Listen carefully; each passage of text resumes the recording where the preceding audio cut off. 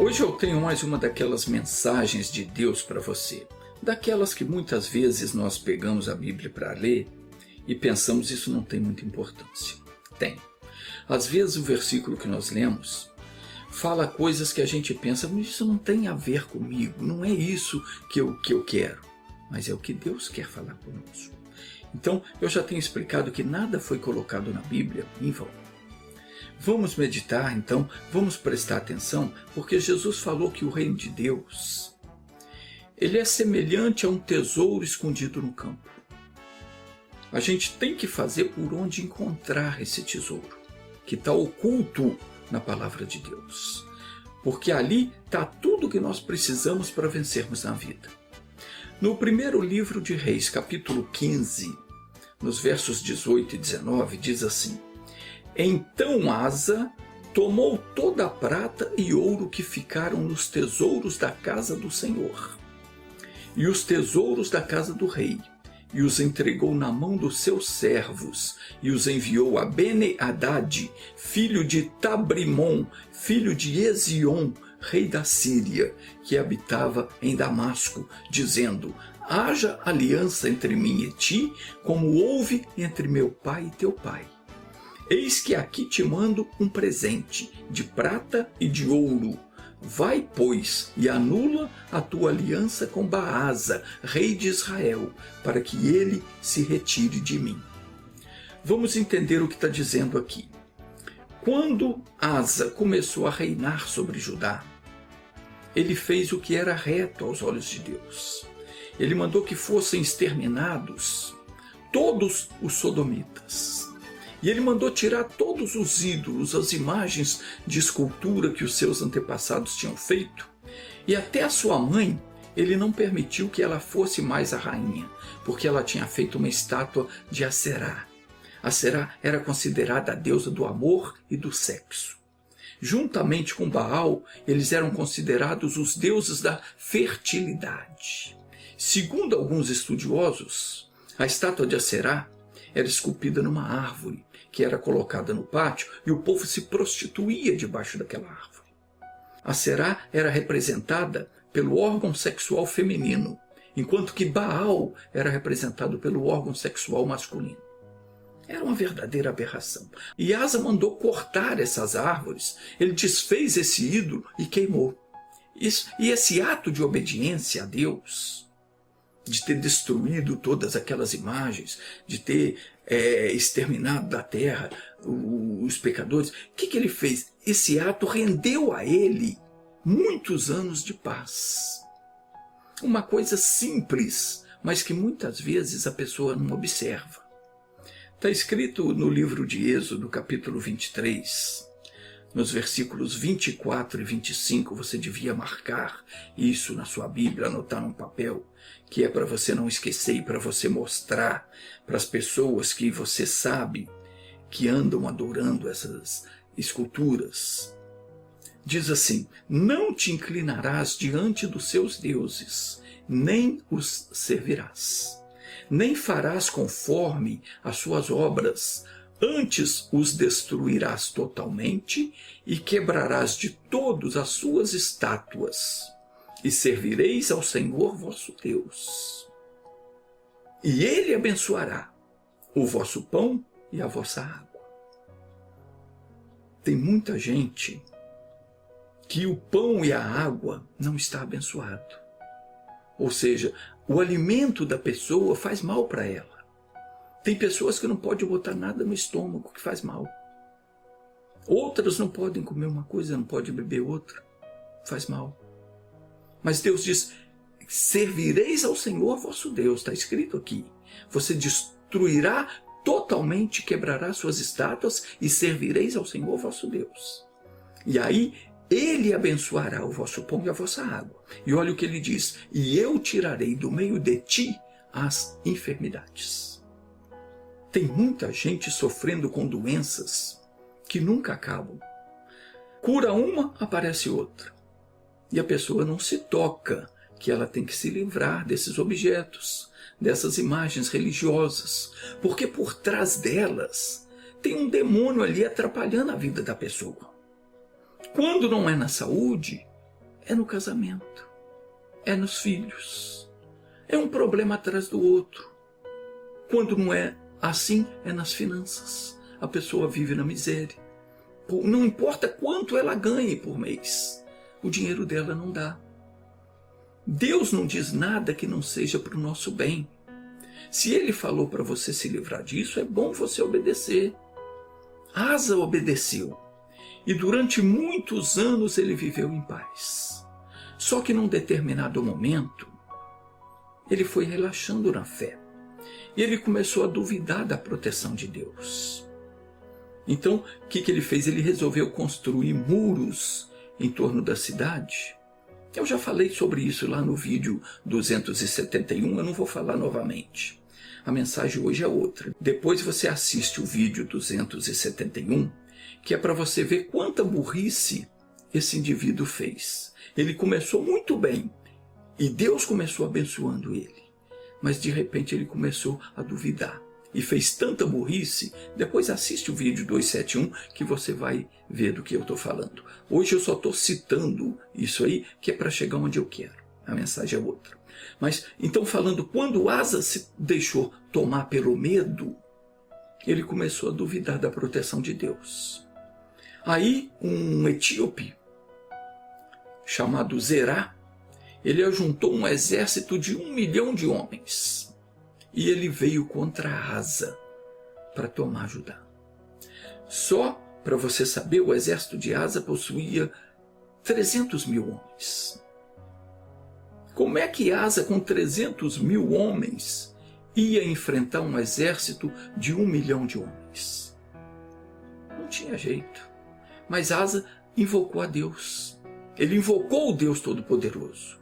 Ele viu a besteira que ele tinha feito, se arrependeu e invocou a Deus, clamou ao Senhor e Deus livrou ele. Passou um tempo, agora surge outro problema. O rei de Israel, Baasa, se ajuntou com Ben-Hadad, que era o rei da Síria, e eles vieram contra Judá para acabar com Judá. Baasa cercou a cidade para que ninguém pudesse nem entrar nem sair. E aí o que aconteceu? Aí Asa fez outra burrice. Dessa vez ele não buscou o socorro de Deus.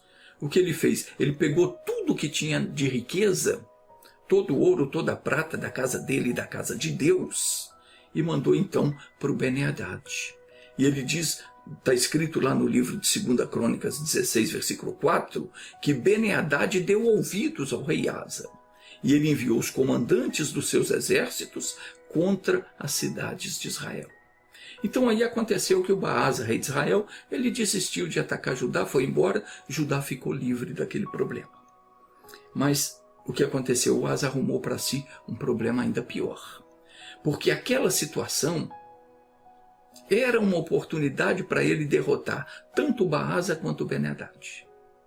Bastava ele clamar a Deus que Deus o livraria, como fez da primeira vez, quando o etíope viera contra ele com 1 milhão de soldados.